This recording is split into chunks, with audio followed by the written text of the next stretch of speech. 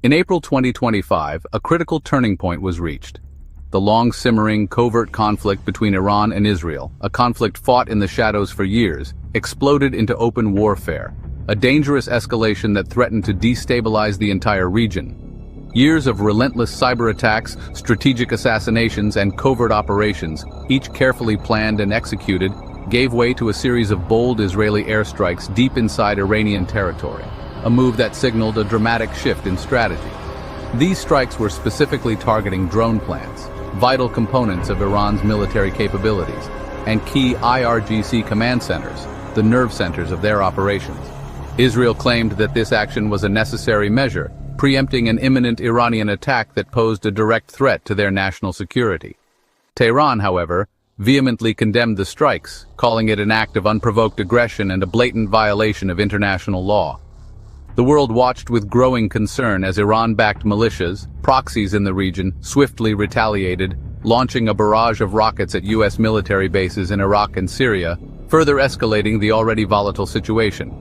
In response, the U.S. promptly responded by deploying additional naval forces to the Persian Gulf, a clear demonstration of force, signaling unwavering support for Israel and issuing a stern warning to Iran against further escalation. Within a matter of days, the entire region was teetering on a war footing, with diplomatic channels rapidly fraying under the immense pressure.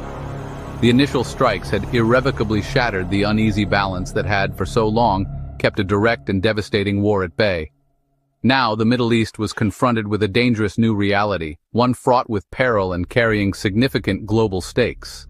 The Shadow War, with its clandestine operations and deniable actions, was definitively over.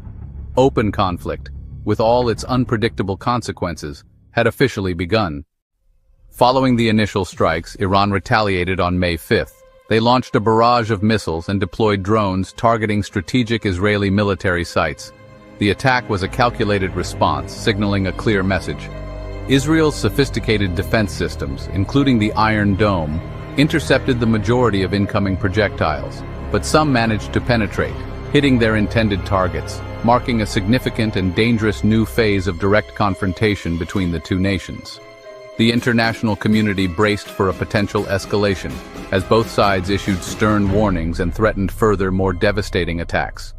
Intense diplomatic mediation efforts were launched by various international actors, primarily led by Qatar and Egypt, who tirelessly pushed for a ceasefire agreement. Simultaneously, the U.S. government exerted pressure on Israel to exercise restraint, fearing that further escalation could ignite a much wider and more devastating regional war. Finally, on May 18th, a fragile ceasefire was officially announced. It wasn't a lasting peace, but rather a temporary pause in the intense fighting. Predictably, both sides quickly claimed victory in the conflict, but the true cost of the conflict was undeniably high widespread destruction, palpable fear among civilian populations, and a significant deepening of distrust between the nations involved. While the ceasefire initially held, the underlying roots of the conflict remained largely untouched and unresolved.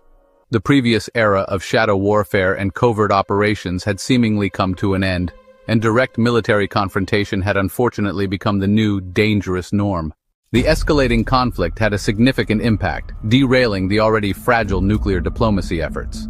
Progress that had been made was quickly undone. In June, further complicating matters, Iran's parliament took a decisive step, restricting IAEA inspections, a move that raised serious concerns.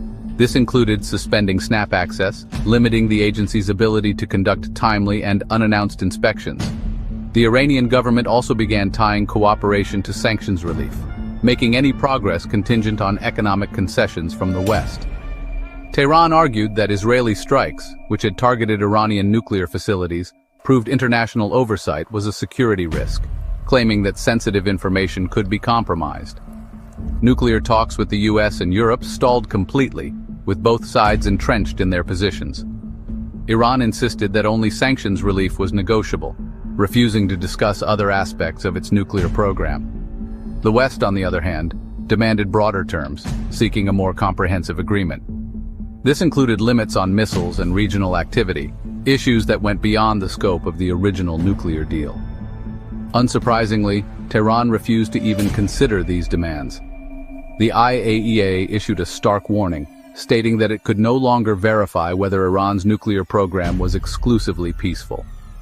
With transparency gone and monitoring capabilities severely hampered, suspicion and the risk of miscalculation soared, creating a dangerous and unpredictable situation.